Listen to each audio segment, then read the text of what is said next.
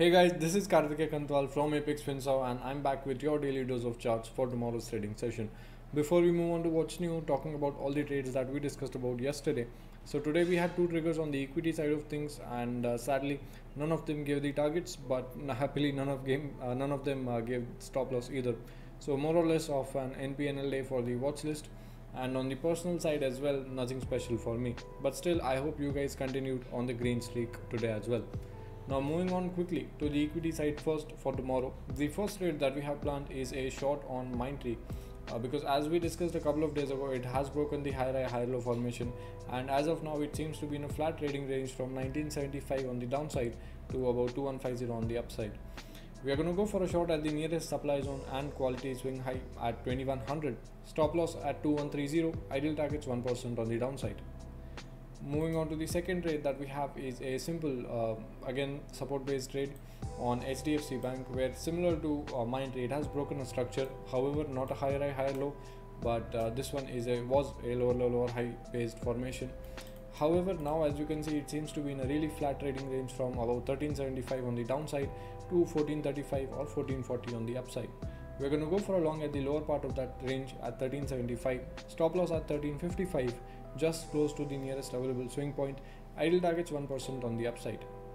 The third trade that we have is on Sun TV, where it has now reclaimed a really old support at 460 with tremendous buying pressure, I must add. We are going to go for a long exactly there, stop loss at 454, close to the nearest available swing low, ideal targets 1% on the upside. The fourth equity trade is on M&M, where we are going to go for a role reversal based trade. We have also had a recent confirmation. It was a support at 790. However, it has been broken and we did see nice buying pressure from that level today.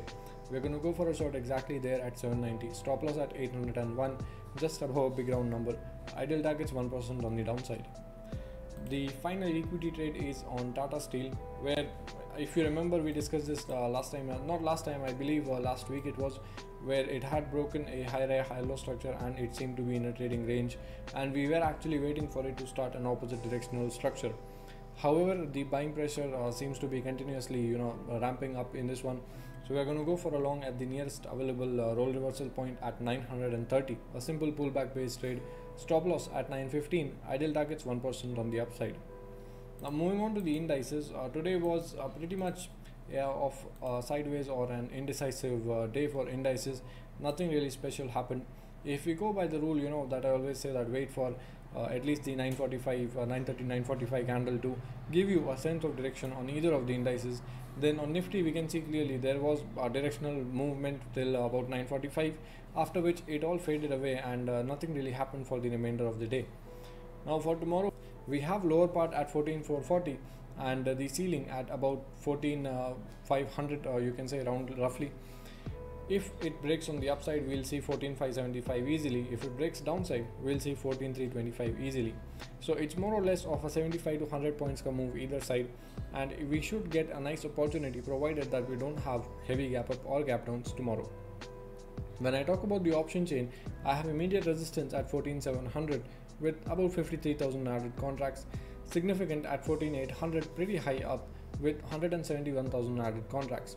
Support comes in at 14500 with a hefty 1.1 million added contracts, significant at 14400 with again a hefty 1.1 million added contracts. The PCR, however, comes to be borderline aggressively bearish at 0.98, so it does seem to be that the option buyers did buy a lot of puts today, thinking that the buying pressure is not sustaining, but people also wrote a lot of calls today. Wrote a lot of puts today, adding to the support and the option chain, because as you can see the low was not broken the entire day. But let's see what happens tomorrow. When I move on to the second index, that is BANKNIFTY. Now here again we have a simple trading range, as you can see from the chart, till 32,100 on the downside and 32,400 on the upside. It's a 300 odd point trading range, but break of this move should give an easy 100 to 150 points, and the patience, it does seem to me that it will be well rewarded for those who are waiting. When I talk about the option chain for BANKNIFTY, I have 32,300 as my immediate resistance with 58,000 added contracts, significant at 32,500 with 150,000 added contracts. Support comes in at 32,300 again with 142,000 added contracts. Significant at 32,000, of course, with 370,000 added contracts. Now this level of 32,300 is pretty much make or break for Bank Nifty. If it breaks, then downside is 32,000. If it sustains, then upside is 32,500. So even the option chain says that there's an at least 150 to 200 points ka move either way from that level. Let's see what happens tomorrow.